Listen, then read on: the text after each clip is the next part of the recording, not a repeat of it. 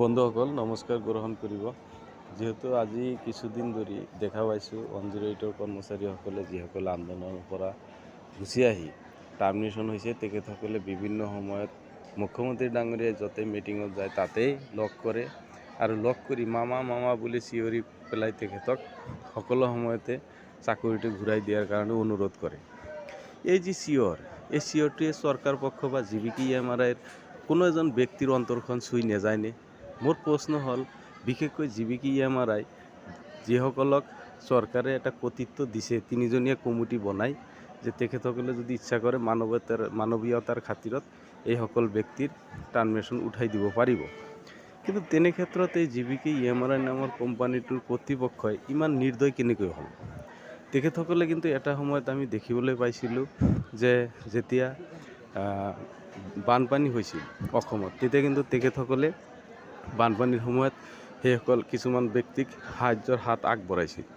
এনেকুৱা এটা হৃদয় থকা কোম্পানীৰ ব্যক্তিসকলে ইমান হৃদয়হীন কেনেকৈ হ'ল? মই বিশেষকৈ JBK-MRI কোম্পানীটোক অনুৰোধ কৰিছোঁ আৰু চৰকাৰ পক্ষক অনুৰোধ কৰিছোঁ, আপোনালোকে ইমান হৃদয়হীন নহ'ব। আপোনালোকে এইসকল ব্যক্তিৰ মুখৰ পিনে চাব লাগে। এইসকল ব্যক্তিৰ যি চাকৰি, এইসকল ব্যক্তিৰ যি নিৰাপত্তা, এই নিৰাপত্তাটো ঘূৰাই দিব লাগে। মই ইমান দিনে বহুত অনুনয় বিনয় কৰিছোঁ। মই যেতিয়া আন্দোলনৰ পৰা ঘূৰি আহি আধা বাটতে ঘূৰি আহি মই যেতিয়া ডিউটিত জইন কৰিছিলোঁ, তেতিয়াৰ পৰাই কিন্তু মই এই অনুৰোধটো সকলো সময়তে JBK-MRI কৰি আহিছোঁ।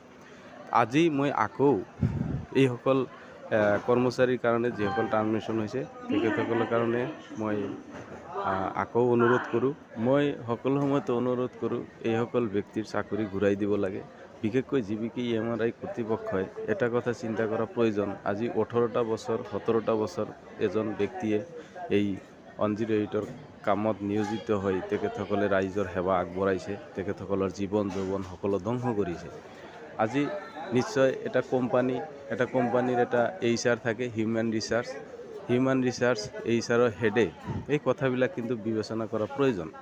হয়তো আজি কোনোবাই ভাবিব পাৰে যে এখেতসকলৰ কাৰণেতো মাত মতাৰ কোনেও নাই, কিন্তু এনেকুৱা হ'ব নালাগে যে কোনোবাৰ কাৰণে কোনোবাই নেমাতিলে যে তেখেতে ন্যায় নাপাব, এইটো কিন্তু কেতিয়াও হ'ব নালাগে। আজি JBK-MRI কৰ্তৃপক্ষক মই বিশেষকৈ অনুৰোধ কৰিছোঁ, আপোনালোকে এই কথাবিলাক চিন্তা চৰ্চা কৰক।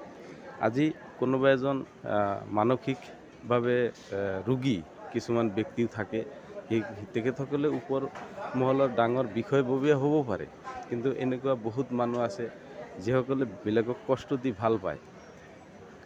প্ৰকৃতপক্ষে তেখেতসকলৰ লাভ লছৰ কোনো কথা নাথাকে, তেখেতসকলে কেৱল বেলেগক কষ্ট দি ভাল পায়। তেনেকুৱাও কিন্তু বহুত মানসিক ৰোগী আছে।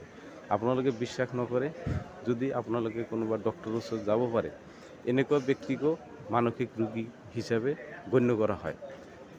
যিকোনো কামৰ এটা যুক্তি থাকিব লাগিব। এতিয়া নতুন কোনোবা ল'ৰাক ল'ব, সেইটো লৈ পেলাই যে আপোনালোকৰ কোনো লাভ হ'ব তেনেকুৱা নহয়। বা এইসকল ব্যক্তিয়ে যে আকৌ কেতিয়াবা আন্দোলন কৰিব তেনেকুৱাও কিন্তু কথা নহয়। এইসকল ব্যক্তিয়ে অনাগত দিনত যে কেতিয়াও আন্দোলন নকৰে সেই গেৰাণ্টি মই দিব পাৰোঁ। গতিকে মই অনুৰোধ কৰিছোঁ, আপোনালোকে এই কথাবিলাক বিচাৰ বিবেচনা কৰি যিসকল ব্যক্তি টাৰ্মিনেশ্যন হৈছে তেখেতসকলক উন্নতি পলমে চাকৰিত নিয়োজিত কৰক। আৰু এই অনাই বনাই যিবিলাক ট্ৰেন্সফাৰৰ কোনো মানে নাই। আজি আপোনালোকে হয়তো ভাবিব পাৰে যে এনেকুৱা কৰি ল'ৰাবিলাকক আপোনালোকে দুৰ্বল কৰিব পাৰিব, কিন্তু এটা কথা মনত ৰাখিব, মই আজি এইকাৰণে কৈ আছোঁ কাৰণ মোৰ উদ্দেশ্য নহয় যে JBK-MRIৰ ক্ষতি হওক। মোৰ উদ্দেশ্য হ'ল মোৰ কথাখিনি অনুভৱ কৰক, উপলব্ধি কৰক।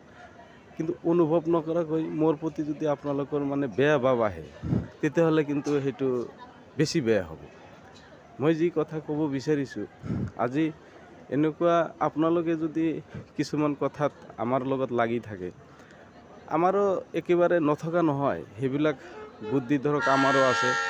মই ক'ব নোৱাৰোঁ যে আপোনালোকৰ ক্ষতি হ'ব বা আমাৰ ক্ষতি হ'ব। আমি কিয় এজনে আনজনৰ বিৰুদ্ধে লাগি থাকিম? আমি এটা মিলাপ্ৰীতি হিচাপে চৰকাৰে আমাক যি দায়িত্ব দিছে, জীৱিকি MRI হওক আৰু আমি যিবিলাক এমপ্লয় আছে, আমাক যি দায়িত্ব দিছে আমি দায়িত্ববিলাক পালন কৰোঁ। ইয়াৰ মাজত ইমান ভেদাভেদ, ইমান শত্ৰুতা কৰি লাভ নাই। মই এইখিনি অনুৰোধ কৰি মই আজি মোৰ বক্তব্য সামৰণি মাৰিছোঁ। ধন্যবাদ। জয় অসম।